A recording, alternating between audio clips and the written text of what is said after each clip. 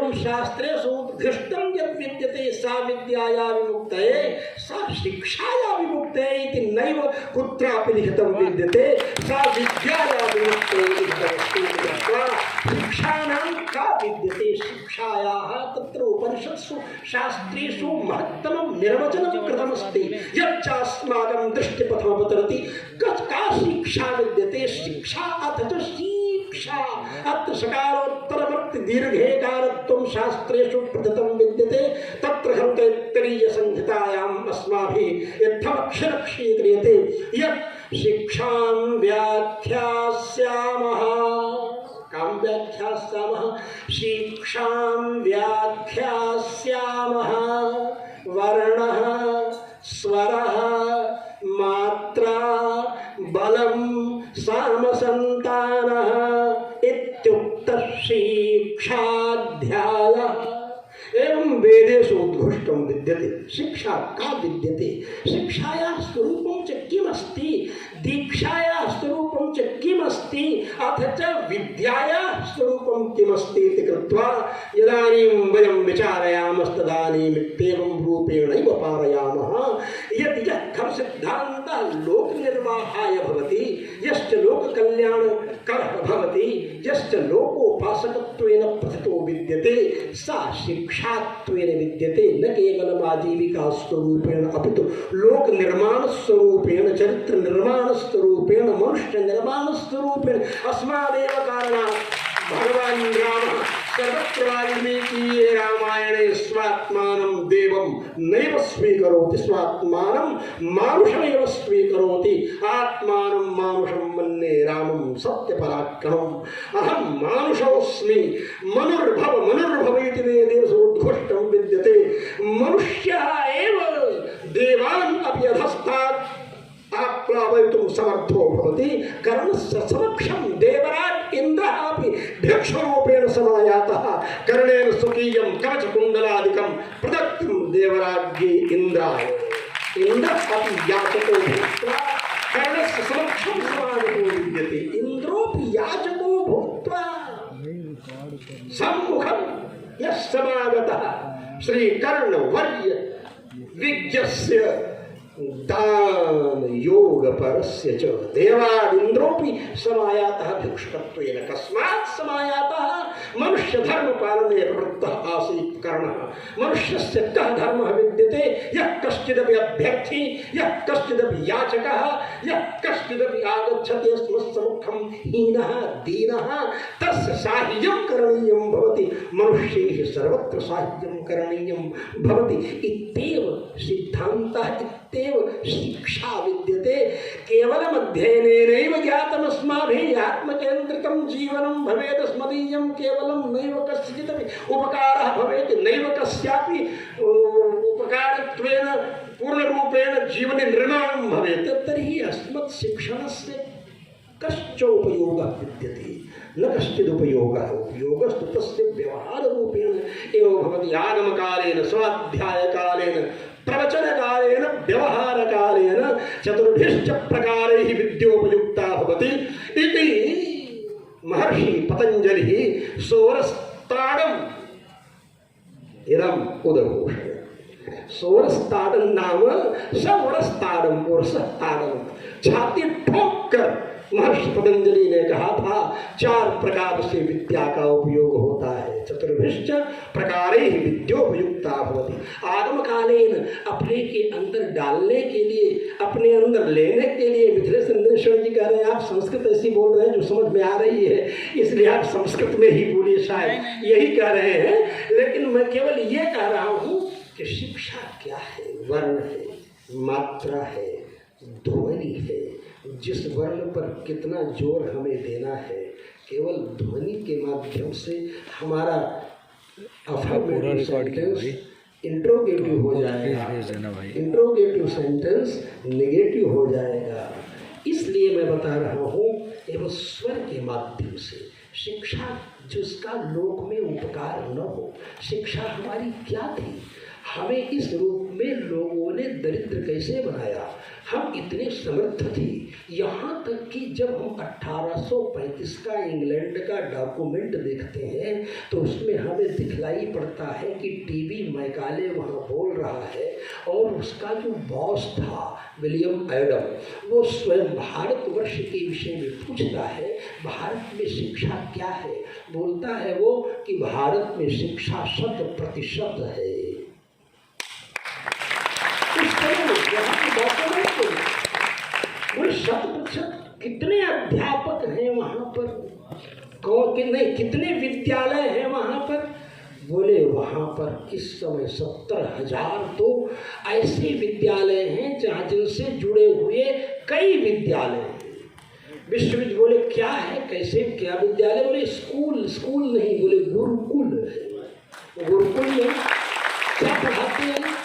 बोले जिस गुरुकुल में 20,000 लोग रहते हैं वो सामान्य गुरुकुल है। उनसे सामान्य 200 ब्रह्मचारी जहाँ रहते हैं वहाँ। बोले 20,000, बोले उससे अधिक जहाँ रहते हैं वो। तो जो 20,000 लोगों के रहने का खाने का व्यवस्थापन करने वाले आचार्य हैं उनको कुलपति कहते हैं। जो इतने छात्रों के पढ़ने की, भोजन की, रहने की व्यवस्था करते हैं। बोलते हैं ऐसा। बोले हाँ। बोले कितने बड़े विद्यालय होते हैं। विद्यालय तो 5,000 एकड़ से भी ज़्यादा जगह में और ज़्यादा होते। बोले कैसे। वो गुरुकुल होते थे, वन होते थे। बोले और क्या कैसे करते हैं। बोले देखो उनके यहाँ कौन पढ़ाता है, कितने अध्यापक। बोले जो उनकी परीक्षा कैसे होती। बोले परीक्षा नहीं, एक विषय को पढ़ाया भेज दिया।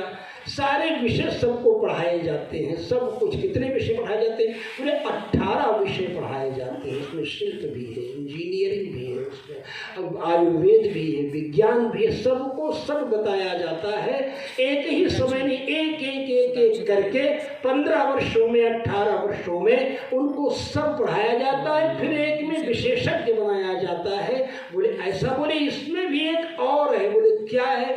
बोले वो शिक्षा की जगह पर वो विद्या है। बोले विद्या में कौन आते हैं। बोले विद्या जो उपनिषदों की 32 विद्याएं हैं, मतलब जो ऊपर कैडर के लोग हैं वहाँ विद्वान बनना चाहते हैं लोग, वहाँ केवल शिक्षित नहीं बनना चाहते हैं।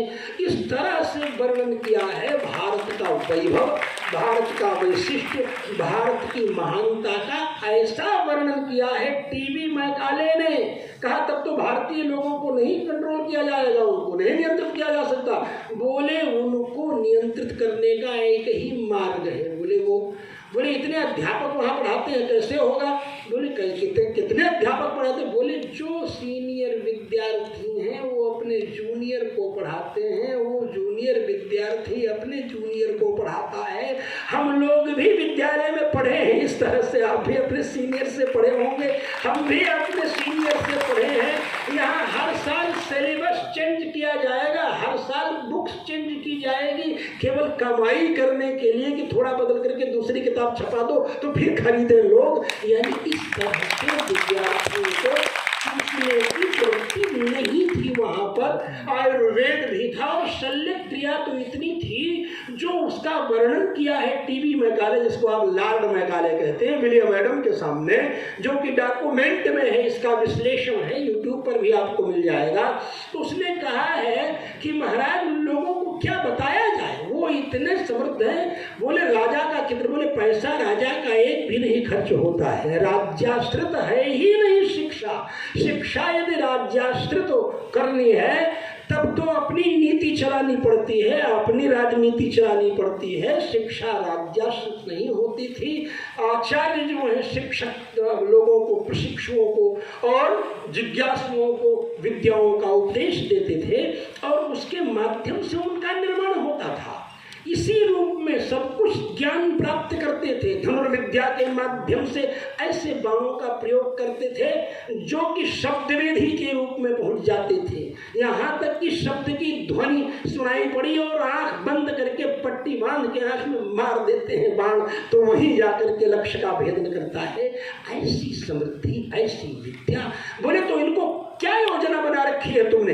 बोले मैंने ये योजना बना रखी है कि शिक्षा के लिए कह दिया जाए कि संविधान बना दिया जाए इस तरह का कि उस शिक्षा को विधि सम्मत नहीं माना जाएगा।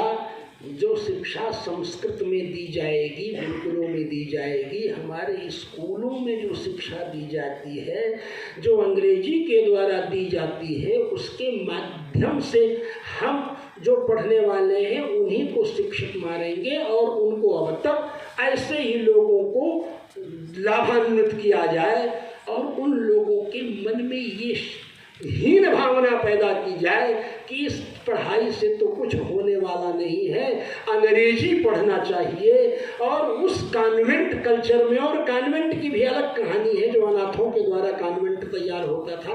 भारत में कोई अनाथ है ही नहीं, ये भी सब वहाँ लिखा है, बहुत अच्छा विशद विवेचन है, वहाँ कभी आप लोग अध्ययन करेंगे, मिलेगा।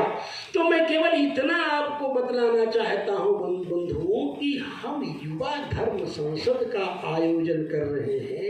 युवा क्या है, धर्म क्या है और संसद क्या है, ये हम जान लें। युवा वह है जो मिश्रित अमिश्रित अवस्था से गुजर रहा होता है, हार्मोनल चेंजेस होने की स्थिति से वो दो चार हाथ होता रहता है। यु मिश्रा मिश्रयो व्याकरण की धातु है।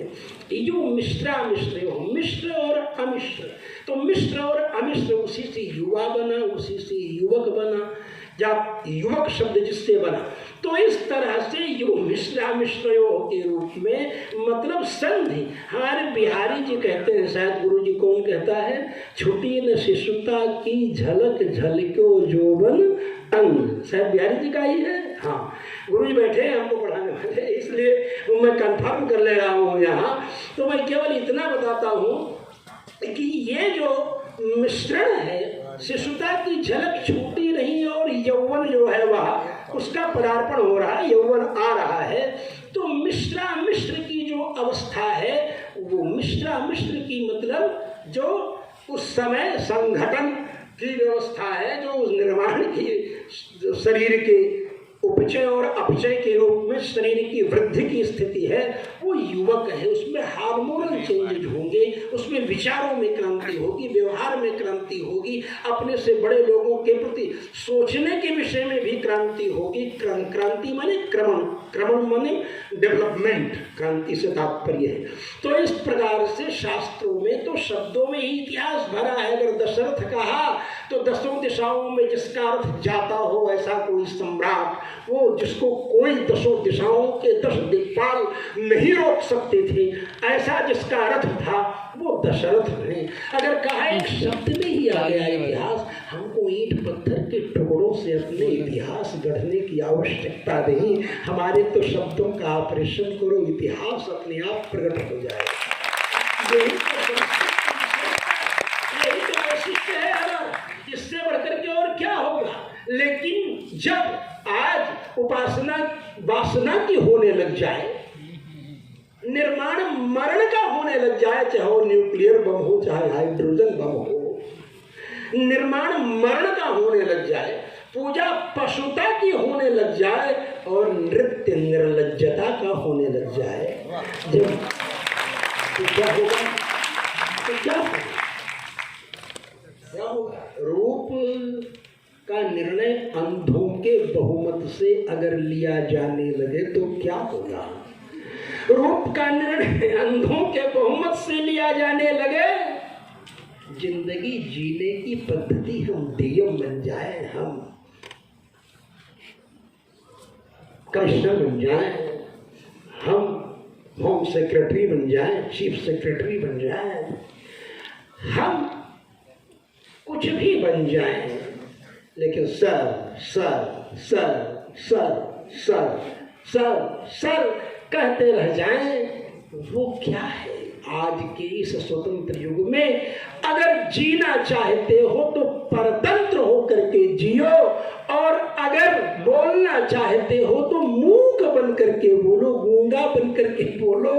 और कहाँ तक कहें, अगर मरना भी चाहते हो तो ऐसी मौत मरो जिसके लिए कुत्ते भी तरसते रह जाएं, क्योंकि मनुष्य और पशु में कुछ फर्क तो होना चाहिए, मनुष्य और कुत्ते में तो फर्क होना चाहिए ना।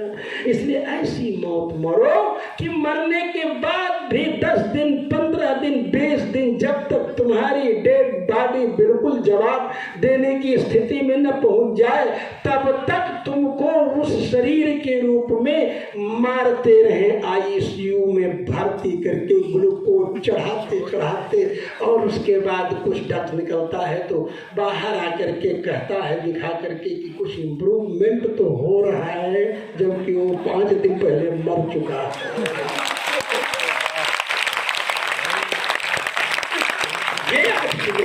वीवीआईपी मृत्यु क्या बोलते हैं इसको? वीवीआईपी मृत्यु। 2-4 पाइप नीचे से न लगे हो, 2-3 पाइप ऊपर से न लगे हो, गला काट कर पाइप पेट में न डाल दिया गया हो। ऐसी मृत्यु के बिना वीवीआईपी की मृत्यु कैसे हो सकती है?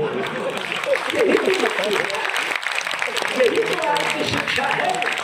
वहाँ भी ऐसे तो अपनी बात है, वहाँ टीवी में काले ने कहा कि वहाँ रोग की चिकित्सा कैसे करते, बोले ऐसे ही चिकित्सा करते, बोले कैसे चिकित्सा करते, बोले कुछ घास फूस रहती है उसका पाउडर बनाते हैं, उसको 1-2 फंकी खिलाते हैं और उसके बाद उसका बुखार ठीक हो जाता है। प्लेटो ने तो बुखार की चिकित्सा के लिए कहा है कि दोनों एक नाड़ी काट दीजिए और उसके बाद खून बहने लग जाए, खून बहते बहते बह जाएगा तो अपने आप ही बुखार उतर जाएगा।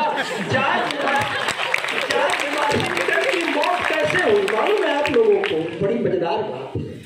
जॉर्ज वाशिंगटन जिनके नाम से प्रथम राष्ट्रपति जॉर्ज वाशिंगटन की मृत्यु के पीछे का रहस्य क्या है? ये भी वो भी लिखा है, सब कुछ लिखा है वहाँ, बिना प्रमाण के मैं कुछ नहीं बोलता हूँ। वाशिंगटन क्या बुखार आया उन्होंने पूछा, डॉक्टर आया उनका, डॉक्टर आकर के उनकी दोनों नस जो है वो काट दिया, कहा कि खून बहता जाएगा बुखार उतरता जाएगा, खून बहता जाएगा बुखार उतरता जाएगा, रात भर बुखार उतर जाएगा। बुखार तो वो सवेरे आया तो पता चला कि वो तो मरे पड़े, सब कुछ उतर चुका है, वो सारे रोगों से मुक्ति मिल चुकी है, सारे रोगों से मुक्ति मिल चुकी है। रोग होगा चाहे डायबिटीज हो, चाहे बीपी हो, चाहे कोई भी रोग हो, अस्थमा हो, कोई भी रोग हो, ऐसी चिकित्सा कर दिया कि सारे रोगों से भी मुक्ति दिला दिया। अरे रोग तो शरीर में होगा, रहे न बांस न बजे बांसुरी का।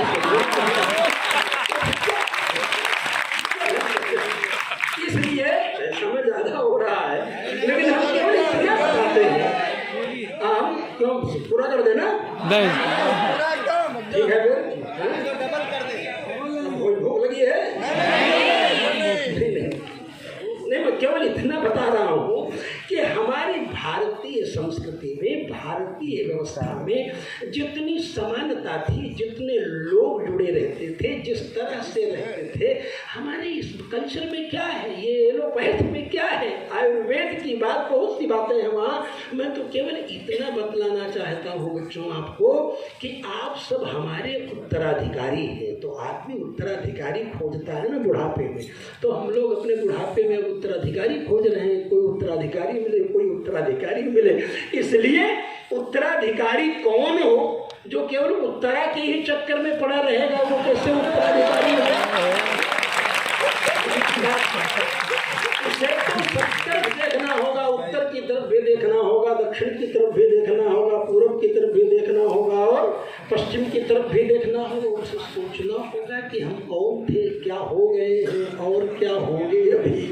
आओ बेचारे आज मिलकर ये समस्याएं सभी मिथिलेश, क्या कहते हैं, मिथिलेश नंदिनी शरण जी, मतलब मैथिली शरण जी, मैथिली शरण जी के असली उत्तराधिकारी हमारे मिथिलेश नंदिनी शरण जी गद्य में, पद्य में, गजल में, कविता में आते हैं। तो हम सुनते रहते हैं इनको और आनंद लेते रहते हैं और उसकी समीक्षा हमारे उपाध्याय गुरु जी करते रहते हैं। उपाध्याय द्वय हो गए हैं, श्रीकेश उपाध्याय जी भी हमारे पहले हमारे प्रेमी हैं, और प्रेमी ऐसे हैं जो कि कुछ बुरा भी नहीं मानते। एक दिन आए ये हमारे यहाँ, मैं अनुष्ठान में बैठा था, नहीं मिल पाया, तो बुरा नहीं माने, नहीं तो फोन करके बोलते महाराज जी हम आए आपके यहाँ, आप दर्शन नहीं दिए हमको। ऐसे प्रेमी हमारे ऋषिकेश उपाध्याय जी हैं। वो सब लोग जितने भी हैं, सब यहाँ के जितने भी प्रेमी हैं, सब आप सब लोग परिवार के हैं, अच्छी तरह से जान रहे हैं कि परिवार में चलता है ये सब। ये परिवार है, पूरा संसार, सारा का सारा संसार परिवार है। ब्राह्मण, क्षत्रिय, वैश्य, शूद्र, ये वर्णाश्रम धर्म की प्रजा भारतवर्ष का परिवार है। ऐसा परिवार है कि भगवान राम को शबरी के जूठे बेर खाने के लिए किसी मंडल कमीशन रिपोर्ट का सहारा भगवान किसी काका कालेलकर आयोग के बल पर केवट को गले नहीं लगाते थे। ये भगवान शिक्षा और शिक्षा का व्यवहार क्या हो, ये व्यवहार था। मिलने के लिए तो उनको भी खूब मिली, ऐसी बात नहीं है, लेकिन वो अयोध्या थे, मर्यादा पुरुषोत्तम। वो कौन मिली थी? अयोमुखी। क्या नाम था उसका? अयोमुखी। सूर्पणखा तो बाद नंबर अभी धीरे धीरे चलता रहता है, इसलिए हमने कहा कि कई मिली, एक नहीं मिली। यहाँ तक कि यहाँ से अभी तो जा रहे थे, ये तो विवाह करने के बाद मिली। ये सब जो विवाह के पहले ही एक बैचलर पीरियड में ही मिल गई। आप सब लोगों को अच्छी तरह सुनते हो। और वो कौन है? ताटिका। मालूम है? ताटिका वध किया तो इसलिए बंधुओं में, इसलिए और इन्हीं के जिला से वहाँ घर घर धुन, जहाँ सरजू और गंगा का संगम हुआ है, उधर से आगे बढ़ते हुए बक्सर तो अंतिम छोर था। इधर से ही यहाँ से देखिए, ध्यान कीजिए, हमारे अजय बाबू का जिला जो है बलिया जिला है, और बागी बलिया, और बलिया पहले स्वतंत्र हुआ भारतवर्ष जो है बात में कंट्रोल की। तो ये इतिहास हमें मालूम होना चाहिए, हमें ये जानकारी। और ये किस सन की घटना में बता रहा हूँ, टीवी मैकाले ने जो हाउस ऑफ कॉमन्स में जो ये बातें कही थी, वो 1835 में कही थी। उनकी व्यापारिक स्थिति, भारत की व्यापारिक स्थिति का वर्णन करते हुए उसने कहा था कि वहाँ की व्यापारिक स्थिति वो है कि संपत्ति कितनी बड़ी, संपत्ति तो क्या कहें, आपके इंग्लैंड में, स्विट्जरलैंड में, ये सिंगापुर में, फ्रांस, इसको सारी संपत्ति को मिला दिया जाए तो उतनी संपत्ति तो अकेले एक शहर में है। बोले उस शहर का नाम क्या है? बोले उसका नाम सूरत है। गुजरात है ना, सूरत। ऐसी स्थिति थी, उतनी तो सूरत में ही थी। और तो बात जाने दीजिए, हस्तिनापुर और त्रिवेंद्रम और उसका वैभव जो आज तक भी देख रहे हैं, अनंत पद्मनाभन को, और जिसके लिए सुप्रीम कोर्ट को आगे आकर के कहना पड़ा कि खजाने नहीं खुलेंगे, जब खोलने लगी तो आप सब लोग जानते होंगे इस घटना को। भारतवर्ष ने कभी संपत्ति का उपभोग करने का कल्चर ही नहीं डेवलप किया, राज्य का उपभोग कल्चर ही नहीं डेवलप किया। राज्य का उपभोग नहीं करना है, राज्य की उपासना करनी है, राज्य का उपयोग भी नहीं करना है। उपभोग और उपयोग इन दोनों से ऊपर उठ करके सुपरलेटिव डिग्री में पहुंचकर उपासना करनी है। क्यों? क्योंकि राष्ट्र लक्ष्मी है, राष्ट्र संपत्ति है। हमारा यह भारतवर्ष, जिसको मैं माँ के रूप में भारत माता की जय बोलता हूँ, मेरे मन में ये बात आती है कि बड़े बड़े महत्वपूर्ण कार्य करते हैं हमारे मोदी जी। तो एक काम मोदी जी ये कर देते, आखिर पूरी दुनिया में परचम लहरा रहा है। अभी एससीओ की मीटिंग में भी उन्होंने रोना नहीं रोया और अपनी मानवता की समृद्धि के निमित्त और विश्व कल्याण की बात कही। एक काम अगर हो जाए, क्योंकि हम लोग यही पढ़ करके आंदोलन किए थे स्वतंत्रता का, वंदे मातरम, वंदे मातरम, वंदे मातरम। मातरम का माने कौन माँ? कौन सी माँ? भारत माँ, भारत माँ। राष्ट्रपति किसका बनता है? भारत का। क्या भारत के लिए राष्ट्रपति शब्द उपयुक्त है? जब भारत माँ है, माँ हम मान करके इसका आंदोलन लड़े स्वतंत्र करने के लिए। भारत माता की मांग में, मांग क्या है उसकी? जम्मू कश्मीर की क्यारियाँ और मांग का सिंदूर क्या है? वो केसर, केसरिया रंग का होता है ना सिंदूर, भारत माँ की मांग में तो प्रकृति ने ही सिंदूर डाल रखा है। हम सवेरे सवेरे उठते उठते प्रार्थना करते हैं। क्या प्रार्थना करते हैं? समुद्र वसने देवी पर्वत स्तन मंडले विष्णुपत्नि नमस्तुभ्यं पाद स्पर्शम क्षमस्व। पूरी पृथ्वी की वंदना करते हैं। पूरी पृथ्वी पर ही मेरा साम्राज्य था, पूरी पृथ्वी पर मेरा साम्राज्य था। मालूम है ना क्या कहा? क्या कहा? भगवान राम ने कहा इक्ष्वाकुणामयं भूमि सशैलवनकानना। ये सारी पृथ्वी इक्ष्वाकु वंश की, इस भूमि को लाने वाले ही भगवान वाराह हैं, जिन्होंने हिरण्याक्ष का वध करके इसकी स्थापना की, भूमि की। हम भूमि की प्रार्थना करते हैं। आज भूमि पूरी हमारे हाथ में नहीं है, भारत माता है, उसी को हम पहले तो माता भूमि पुत्रो हम पृथिव्याः के रूप में सारी भूमि के पुत्र आज भी हम हैं, लेकिन भारत माता उसमें विशेष है। जैसे देश के अंदर प्रदेश है, वैसे ही भूमि के अंदर भारत भूमि है। और वही भारत भूमि गायन्ति देवाः किल गीतकानि धन्यास्ति भारत भूमि। वो धन्य है जो भारत भूमि में रह रहे हैं। और मैं इस भूमि की प्रार्थना करते हुए क्या कहता हूँ? समुद्र वसने देवी, समुद्र की साड़ी पहनी है माँ।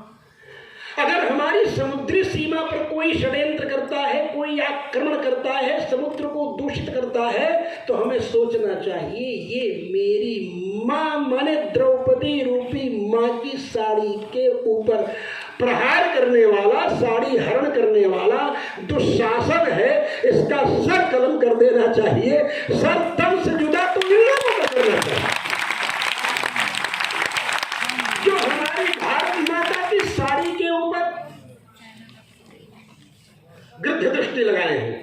साड़ी उभारना, साड़ी हटाना, साड़ी पर कब्जा करना चाहते हैं। जो पर्वतीय सीमाओं पर हमारे कब्जा करना चाहता है, पर्वतीय क्षेत्रों से घुसपैठ करना चाहता है, हमें सोचना चाहिए पर्वत स्तन मंडले, पर्वतीय स्तन है मेरी माँ के। अगर इसने ऐसा किया तो ये देवराज इंद्र का ही लड़का जयंत क्यों न हो, उन्होंने तो आंख फोड़ के छोड़ दिया था, मुझे तो सर तन से जुदा कर देना चाहिए।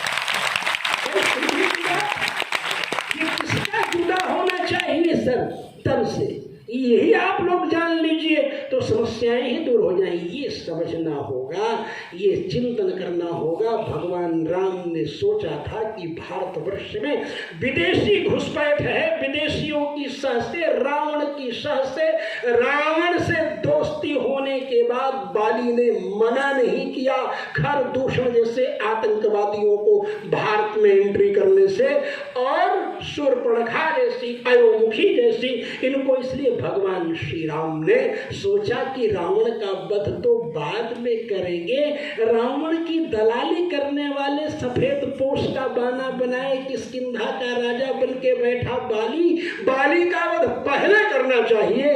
इसलिए भगवान राम ने रावण वध के पहले बाली का वध किया। क्यों? क्योंकि आस्तीन का सांप हो रहा था। कहाँ का था? आस्तीन का सांप। हम नाग पंचमी को दूध चढ़ाते हैं, लेकिन आस्तीन के सांपों के लिए नाग यज्ञ करते हैं ना, जन्मेजय जी की तरह जैसे उन्होंने किया था, परीक्षित जी के लड़के ने किया था। तो हमारी तो संस्कृति ही ऐसी है बंधुओं। मैं कहाँ तक आप सब लोगों को बताऊं, जगह जगह पर, कदम कदम पर भगवान श्री राम ने इतना महत्व दिया सबका। उस समय की बात बताओ, मतलब स्त्रियों का इतना सम्मान किया भगवान श्री राम ने। रावण जानता था कि भारत के लोग स्त्रियों का इतना सम्मान करते हैं कि अगर किसी स्त्री को बुलेट प्रूफ जैकेट के तौर पर, बुलेट प्रूफ के तौर पर इस्तेमाल किया जाए तो भारतीय वीरों को कंट्रोल करने में सुविधा होगी। बोले कैसे? बोले वो स्त्रियों के सामने अस्त्र नहीं उठाते हैं, बोले चिंतन करते हैं। रावण संहिता तो बहुत बड़ा ग्रंथ है, बड़ा भारी ज्योतिषी था रावण। रावण संहिता ही है। उसने देखा कि अरे अपना सिर काट के चढ़ाया और मस्तक में रेखा देखा कि मनुष्य से मेरी मृत्यु। ब्रह्मा बुढ़ा गए, सठिया गए, इसलिए मनुष्य से मेरी मृत्यु लिख दिया उन्होंने। फिर सोचा भारतवर्ष के व्यक्ति से मृत्यु होगी, अयोध्या के व्यक्ति से मृत्यु होगी। नारायण ने कहा ये था मेरे खानदान में राम नाम का कोई पैदा होगा जो तुम्हें मारेगा। अयोध्या नरेश ने ये सोच करके विचार करता था। अच्छा तो भारत से लंका आने के बीच में जगह जगह पर, भारत में तो क्या है समुद्र तक तो आ ही जाएंगे, लेकिन यही अयोध्या की नाक के नीचे मारीच और सुबाहु को और उनको तारका के नेतृत्व में भेज दिया कि तारका नेतृत्व करेगी तो कोई आएगा स्त्री को देखकर अस्त्र नहीं उठाएगा, लिहाजा मारा जाएगा।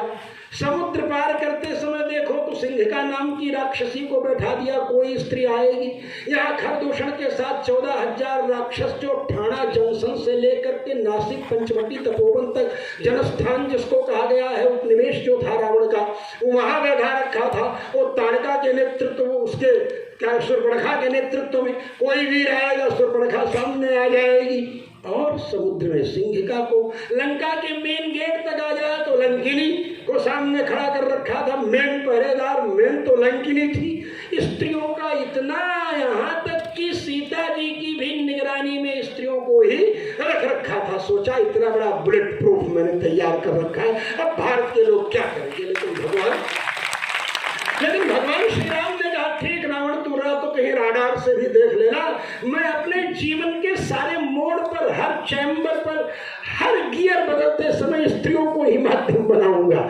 और भगवान श्री राम ने अपने बाणों की शक्ति ताड़का वध के द्वारा प्रदर्शित किया, अपने पैरों की शक्ति अहल्या का उद्धार करके प्रकट किया, पैरों की शक्ति, और अपने भुजाओं की शक्ति धनुष भंग किसके कारण हुआ? तात जनक तनया यह सोई धनुष यज्ञ जही कारण होई। सीता जी के कारण ही उन्होंने, और कहाँ तक कहें, अपने त्याग की भी भावना को उन्होंने मां कैकेयी के माध्यम से प्रकट किया। मां कैकेयी ने जब कह दिया तो उन्होंने त्याग दिया सब कुछ, और सोचे विजय तभी मिलेगी जब विजय श्री साथ में चले।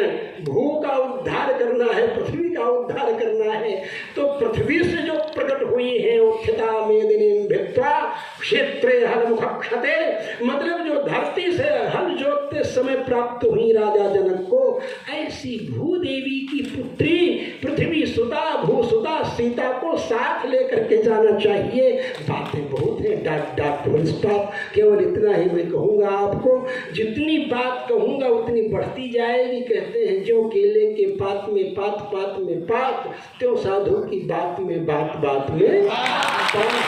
ये बात कभी खत्म होने वाली नहीं है, चलती रहेगी। और तुम लोगों को जैसा मिथिलेश नंदनी शरण जी ने पहले कह दिया है कि सावधानी से सुनना, लेकिन आप सब लोग बड़ी अतिरिक्त सावधानी से सुन रहे हैं। ऐसे युवकों की तरुणाई जब अंगड़ाई लेती है तब दिव्य निर्माण होता है।